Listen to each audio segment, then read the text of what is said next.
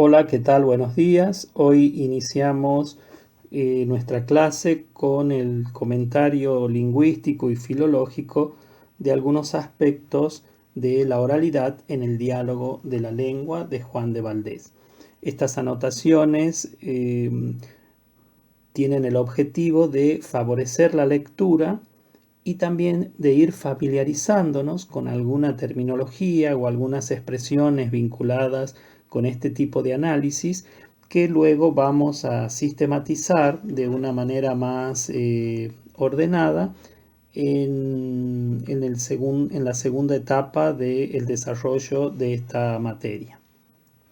Pero consideramos que resulta interesante ir entrando en este universo en donde vamos a ir observando algunos rasgos de la oralidad en la escritura. Para avanzar en este trabajo es necesario que repasen todos aquellos aspectos que ya se han ido desarrollando en torno a la oralidad y la complejización de este término, es decir, lo expuesto por la ayudante Agustina Castro con relación al texto de Walter Ong y la clase pasada en donde constelamos ese concepto con matizaciones de Wulf Osterreicher y Jenny Blume. Como ya hemos dicho, este diálogo corresponde se encuentra, mejor dicho, dentro de esa línea de estudios en la que se tiene en cuenta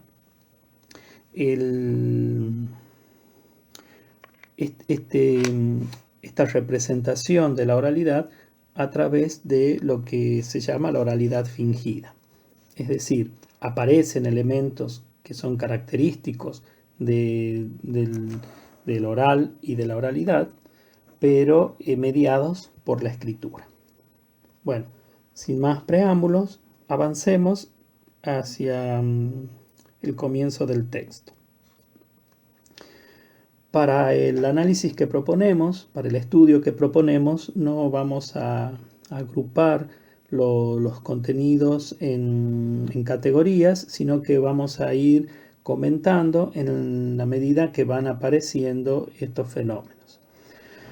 En primer lugar, vemos cómo el diálogo se inicia directamente sin ningún preámbulo y sin ninguna consideración previa. No hay un prólogo, no hay una escritura que anuncie el diálogo, sino que aparece directamente hablando uno de los interlocutores. En este caso es el italiano Marzio. Como sabemos, el diálogo se establece entre dos italianos, Marzio Coriolano, y dos españoles, Pacheco y Valdés. Este Valdés es la representación del propio Juan de Valdés. El diálogo se inicia así, situando el intercambio en un contexto de intimidad. Fíjense cómo enuncia esta situación el personaje o el interlocutor que inicia el diálogo. Pues los mozos son idos a comer y nos han dejado solos. Antes que venga alguno que nos estorbe, tornemos a hablar en lo que comencé a deciros esta mañana. En primer lugar, en relación con este texto, lo que quiero destacar, es esta palabra, la palabra mozos, donde vemos una letra que tiene una escritura un tanto particular que ya hemos visto en el texto de Nebrija. Es esta letra que se llama C con cedilla, o también C caudata. Esta expresión caudata obviamente tiene relación con esta especie de colita que tiene en su parte inferior la letra. Esta letra tiene un origen, no es una letra latina, pero sí tiene su origen en una letra latina que a su vez fue copiada del alfabeto griego. En un principio, en los textos más antiguos aparecía esta letra Z con una pequeña C escrita en la parte superior para indicar un sonido de una articulación extraña al latín que ya vamos a explicar. Esa grafía se fue simplificando. La Z se escribía así como un simple ganchito y la C fue creciendo y finalmente adopta la forma con la que conocemos y que se mantiene actualmente en otras lenguas romances, tales como el portugués, el francés y el catalán.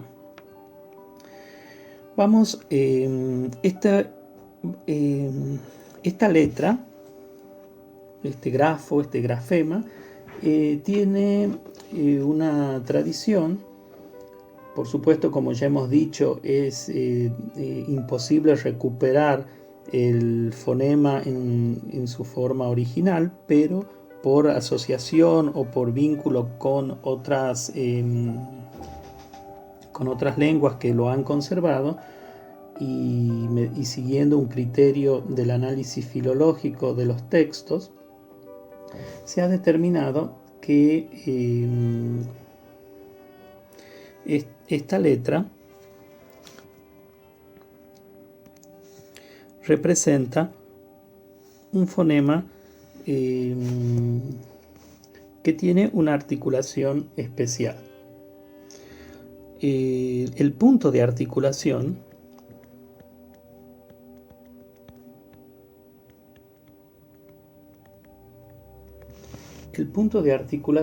es linguo-alveolar.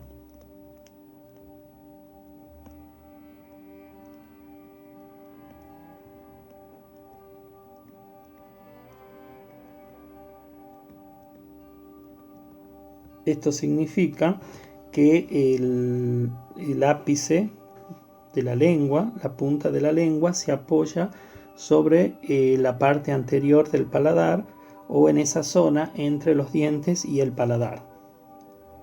El modo de articulación es africado.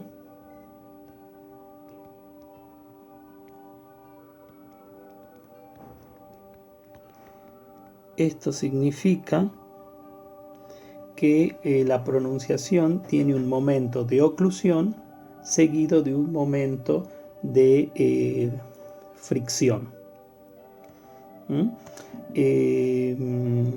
Esta articulación africada, a su vez, tiene otro rasgo que es el de la falta de vibración de las cuerdas vocales. Entonces es un sonido consonántico sordo.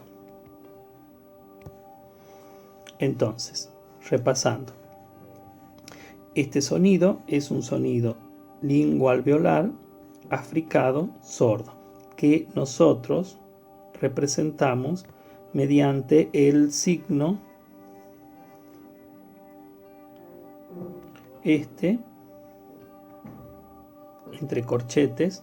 Ese signo representa un sonido sibilante sordo y le ponemos en la parte superior este signo diacrítico, que es un ángulo abierto hacia abajo para indicar que es un sonido africado. Este sonido va a tener un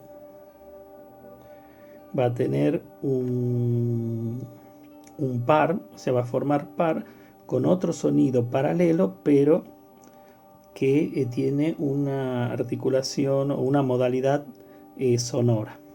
Entonces, repasando, tenemos este sonido que se escribe con la C cedilla o la C caudata, que es un sonido linguo-alveolar, africado sordo, que se pronuncia algo así como tz, tz. que va a tener como compañero un sonido linguoalveolar africado sonoro. Ese sonido lo vamos a representar con esta Z que indica que es sonoro, y vamos a hacer el mismo símbolo diacrítico.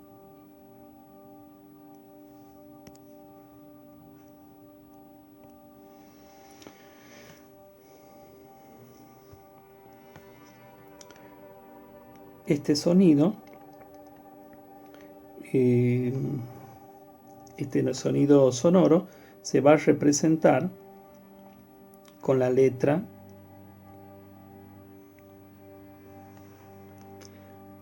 Z, que este sonido lo vemos en esta otra palabra. O sea que acá en este pequeño fragmento estamos viendo cómo funcionan este par de sibilantes, este par de consonantes sibilantes que en este momento todavía siguen funcionando como un par de fonemas, un par mínimo de fonemas, es decir, fonemas que se diferencian solamente en uno de sus rasgos de la articulación. Entonces, repasamos.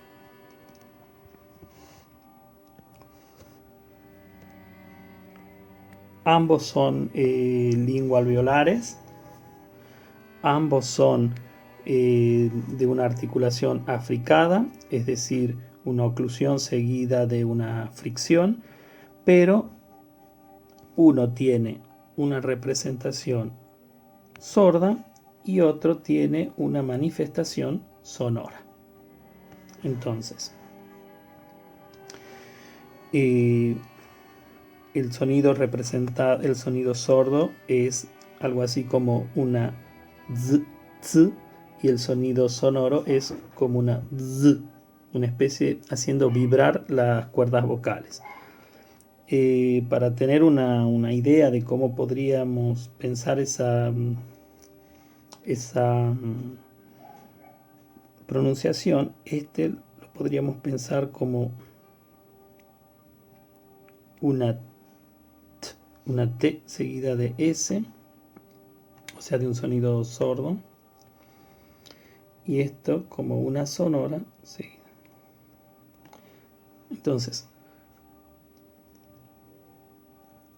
mozzo de ziros, mozzos de ziros, o sea, es mínimo el rasgo que lo diferencia a uno del otro.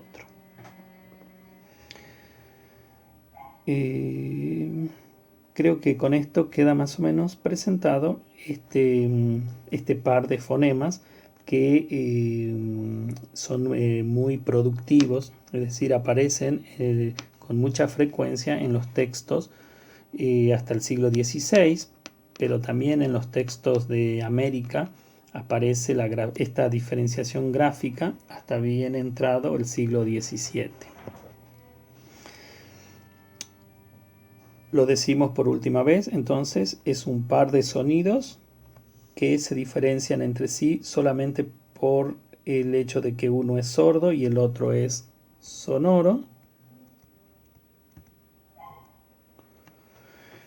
pero que comparten el mismo punto de articulación y el mismo modo de articulación.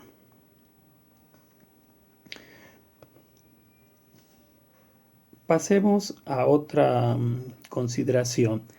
Esto de lo que hemos hablado tiene que ver precisamente con el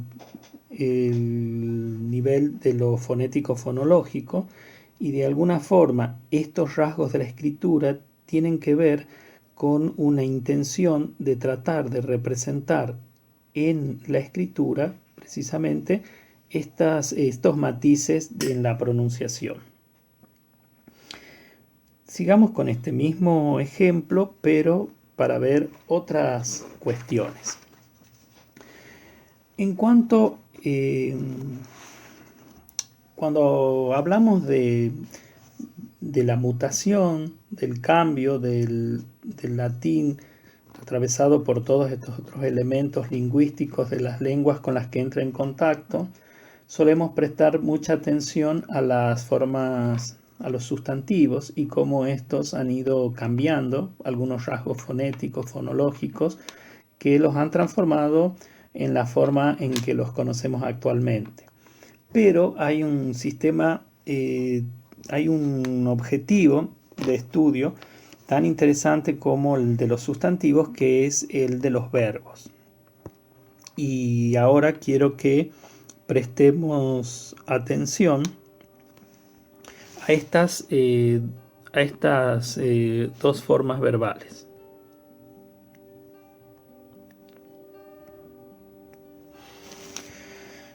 Estas dos formas verbales tienen que ver con un tiempo que existe en el latín, el pretérito perfecto, pero que no aparece de esta forma, porque sabemos que en latín los tiempos perfectos se hacían con una raíz especial y con desinencias especiales. En cambio, en el castellano hay un fenómeno que ya lo vamos a apuntar con más detenimiento en el desarrollo de las clases, pero hay un fenómeno muy interesante que es el de resolver todos estos problemas, por decirlo de alguna manera, que se plantean para expresar las mismas nociones que se expresaban en la lengua latina o en las otras lenguas de las cuales no conocemos demasiado la gramática, a través de perífrasis. Entonces es muy recurrente la aparición de perífrasis verbales que van a cumplir los roles de otras formas verbales que han ido cayendo en desuso y han ido desapareciendo. En este caso tenemos la forma de pretérito perfecto, que ustedes saben que la forma prototípica es la construcción con un auxiliar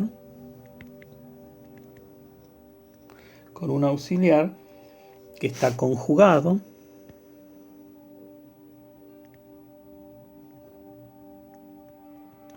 más el participio perfecto.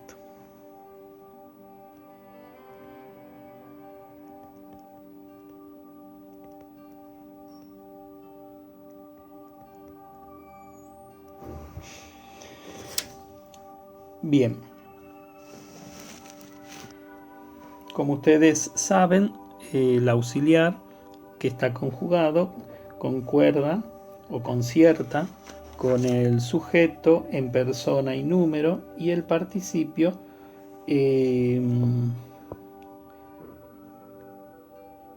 concierta en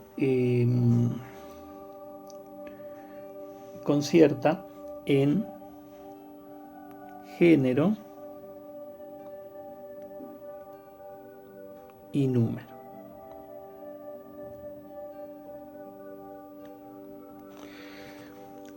Esto es un rasgo muy interesante para tener en cuenta, porque el hecho de que el participio concierte en género y número con el sujeto nos está poniendo ante una situación que no es la habitual en la actualidad. Es decir, que nos presenta una situación en la cual esta forma de pretérito perfecto se está configurando hasta lograr gramaticalizarse. Es decir, cuando decimos gramaticalizarse, decimos que se configura como una pieza lingüística, una pieza léxica y semántica con ese valor de participio, en la cual actualmente ya no se admite la concordancia de género y número. Bien. Aquí, para que tengan una idea acerca de esto, pongamos las posibilidades. Aquí dice mozos son idos. Si hubiese dicho mozas, hubiese puesto son idas. Es decir,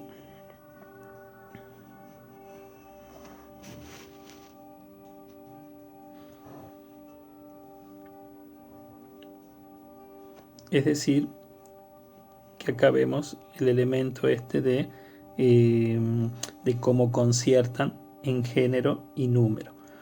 Les pongamos ahora un ejemplo en el español o en el castellano actual.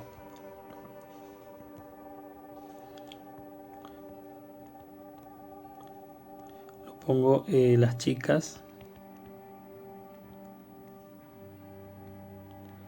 se han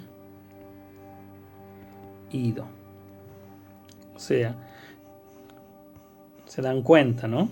Aquí ya es una forma que se ha gramaticalizado de tal manera que no admite la flexión de género y número en el participio.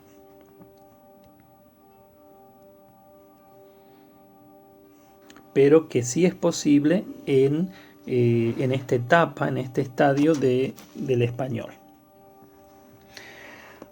Hay otra cosa muy interesante para observar en relación con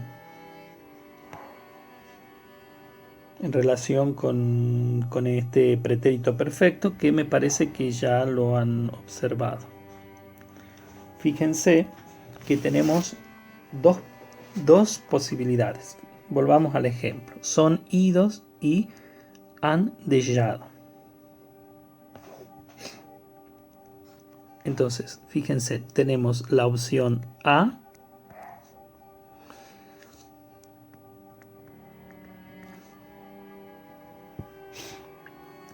son idos, y la opción B,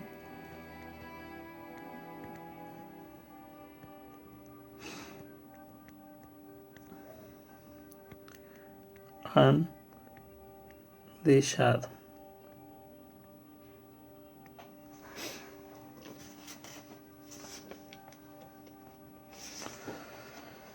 Bueno, no tengamos en cuenta aquí la ausencia de la H, porque bueno, eso es un rasgo gráfico, ortográfico, que no nos interesa a nosotros. Pero lo que sí nos interesa es cómo hay una forma, una posibilidad con el verbo ser y una posibilidad con el verbo haber. ¿Cuándo se usa el verbo ser y cuándo se usa el verbo haber? En esta instancia o en este momento del español. Con el verbo ser se hacen o se construyen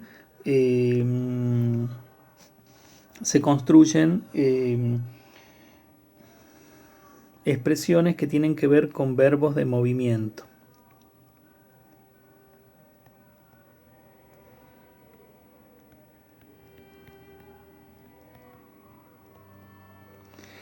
Mientras que con el verbo haber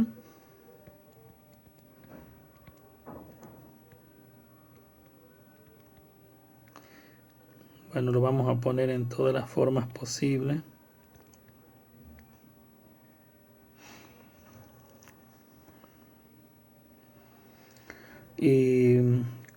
Con todas las otras formas verbales.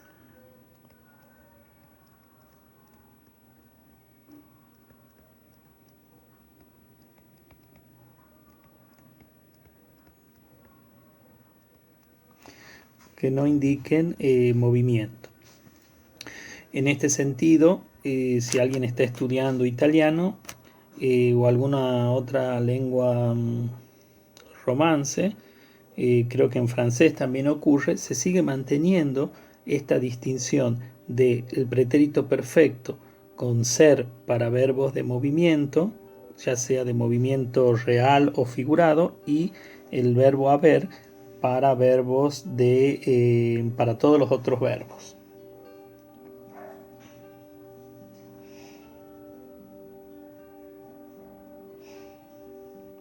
Bien.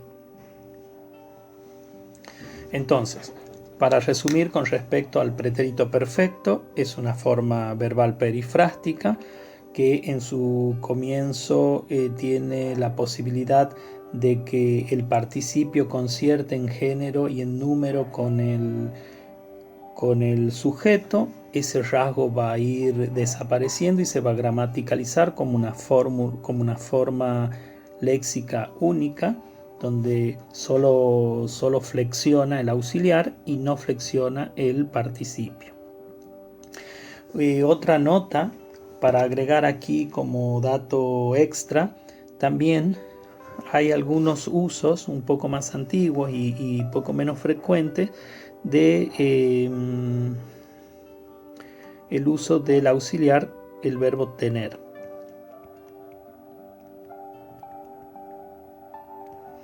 Pero ya lo vamos a estudiar cuando aparezca en su momento. Bien, pasemos a otro ejemplo, a otras consideraciones.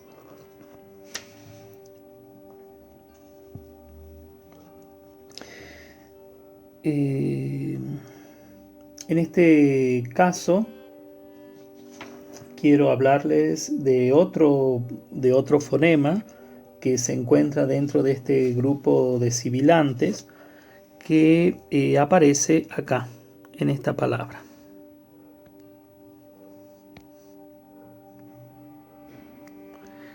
Ese sonido que se representa con la letra X, o sea, este es el nivel de la grafía, pero que no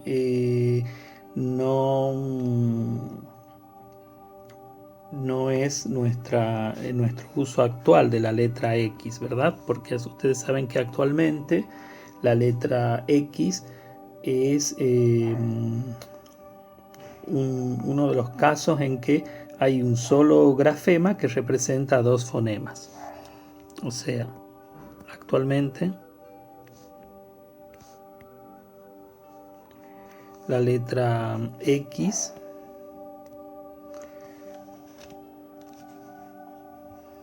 representa dos fonemas.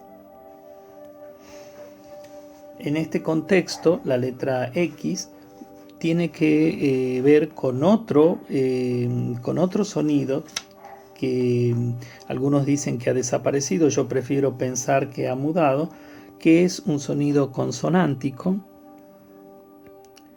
es decir, es una consonante.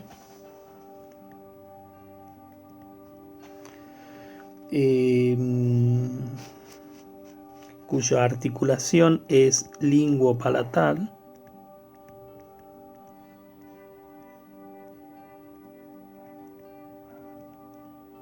Es decir, que el dorso de la lengua se aproxima al paladar duro. Su modo de articulación es fricativo.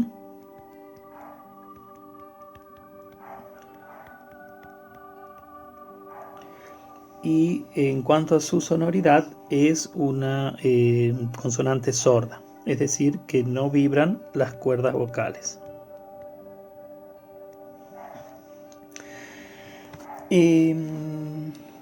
¿Cómo vamos a representar este fonema? ¿O cómo lo tenemos que imaginar? Nos imaginamos este fonema como aproximadamente como la sh porteña. Cuando imitamos a un porteño, ese sonido de calle, bueno, ese es el sonido que muchas veces lo transcribimos de esta manera, ¿verdad? pero nosotros lo vamos a representar fonéticamente de la siguiente manera. Ponemos el signo de la sibilante sorda, cerramos los corchetes y ponemos como signo diacrítico un ángulo abierto hacia arriba. Ese ángulo indica que este es el fonema consonante, es el fonema, es la consonante linguopalatal, fricativa, sorda, con ese sonido sh. Entonces acá sería dechado. O sea que esa letra representa o está de alguna manera sí, es el grafema que representa ese sonido. Este sonido a su vez tiene un sonido, también forma par mínimo con un sonido sonoro, o sea, con la alternativa sonora. Es decir, ponemos este signo que indica que es un sibilante sonoro y también le ponemos ese ángulo abierto hacia arriba para indicar que es un sonido fricativo. Ese sonido, ¿cómo aparece escrito? ¿Cómo aparece representado? Ya lo vamos a ver con mayor detenimiento, pero en general aparece representado de dos formas. Con una letra J con una letra G en determinados contextos que ya lo vamos a estudiar con mayor detenimiento.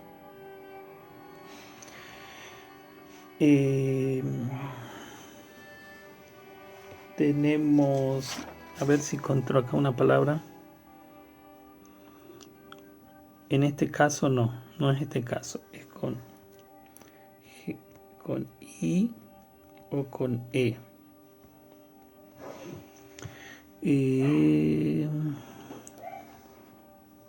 Bueno, ahora no aparece, pero en otro ejemplo que ya les puse, más adelante aparece. Espero acordarme de señalarles esa distinción. De alguna manera es para que vayan teniendo una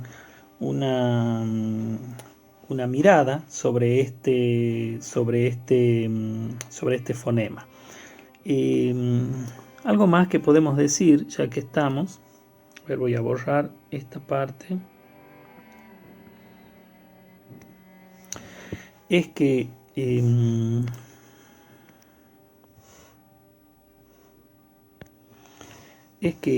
ese fonema lo encontramos, por ejemplo,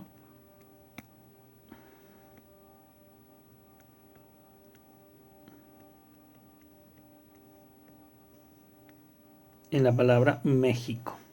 Fíjense, se ha preservado la grafía etimológica, la grafía antigua, pero el sonido corresponde a esta velar, ¿verdad? Bueno, esto como un dato curioso es precisamente que estos dos sonidos van a ir evolucionando, se van a ir neutralizando, van a ir desapareciendo en los contextos en los que se lo usa y van a confluir en este sonido también fricativo, pero de velar, que ya lo vamos a mirar con mayor detenimiento. Lo importante es que vean cómo esta cuestión de la oralidad, de los fonemas, del lenguaje, está funcionando permanentemente y mutando, cambiando de lugar o cambiando alguno de sus elementos constitutivos, ya sea el punto de articulación, el modo de articulación o la sonoridad, como rasgos que van haciendo mutar la apariencia de las palabras, tanto en su apariencia fónica, es decir, cómo la percibimos cuando lo escuchamos, pero también en su apariencia escrita. De eso ya vamos a hablar en otras clases. Bueno, avancemos ahora un poco más.